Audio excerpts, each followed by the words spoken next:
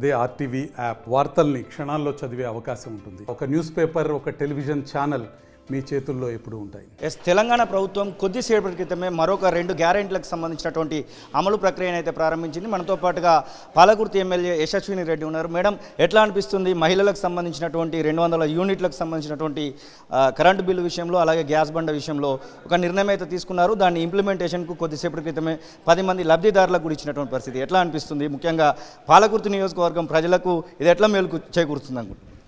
చాలా సంతోషంగా ఉందండి. మొదట్లో చెప్పినట్టే మా ప్రభుత్వం ఒక్కసారి మాట ఇచ్చిందంటే అది వెనక్కి తీసుకునే ప్రసక్తే లేదు.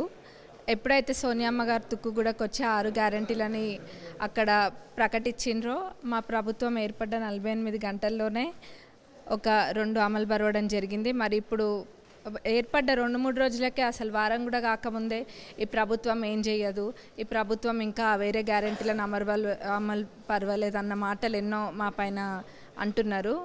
మరి మాకు ఈ రాష్ట్రము అప్పచెప్పినప్పుడు అదొక అప్పుల కుప్పగా అప్పచెప్పడం జరిగింది. అయినా కూడా ఎక్కడ వెనక్కి తగ్గకుండా ప్రజలకి మాట ఇచ్చినందుకు అన్నిటినీ కూడా అమలు పరవాలన్న ఉద్దేశంతో కాంగ్రెస్ ప్రభుత్వం ఇప్పుడు ఈ గ్యాస్ సిలిండరు 500కే గ్యాస్ సిలిండరు, మరి అట్లనే 200 యూనిట్లకు కరెంటు ఫ్రీది కూడా ఈరోజు అమలు పరవడం జరిగింది.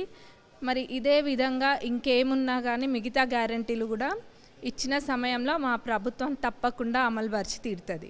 ఏంటంటే ఏం లేదు, వాళ్ళకి చెప్పడానికి ఏం లేదు కదా, వాళ్ళు చేసిన తప్పులు కప్పిపుచ్చుకోవడానికి మా ప్రభుత్వంపై దుమ్మెత్తి పోస్తున్నారు.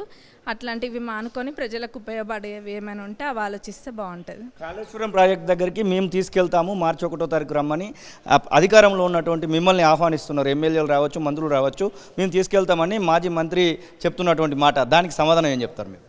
మేము కూడా ఆహ్వానించినాం కదండి. వాళ్ళు అప్పుడు వచ్చి చూస్తే బాగుండేది, ప్రజలకు కూడా మంచిగా అనిపించేది. ఇప్పుడు వాళ్ళు రమ్మంటున్నారు, చూద్దాం.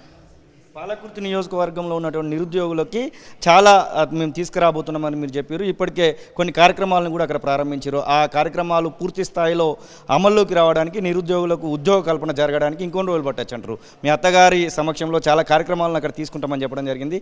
కొద్ది రోజుల క్రితం అక్కడ ఒక కార్యక్రమాన్ని కూడా మీరు తీసుకోవడం జరిగింది, ముఖ్యంగా యూత్ కోసమని. గతంలో చెప్పినట్టుగా తప్పనిసరిగా ముఖ్యంగా ఉద్యోగాలపై తప్పకుండా దృష్టి పెడతామండి.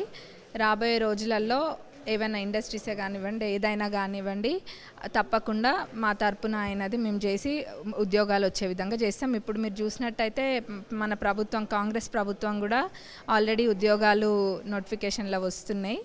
మరి గత 10 ఏళ్లలో జరగనివన్నీ కూడా ఈ 5 ఏళ్లలో తప్పకుండా మా ప్రభుత్వం చేసి చూపిస్తుంది. మరిన్ని వీడియోస్ కోసం ఛానల్ ని సబ్స్క్రైబ్ చేయండి, లేటెస్ట్ అప్డేట్స్ కోసం వాట్సాప్ ఛానల్ ని ఫాలో చేయండి, అండ్ లింక్ డిస్క్రిప్షన్ లో ఉంది.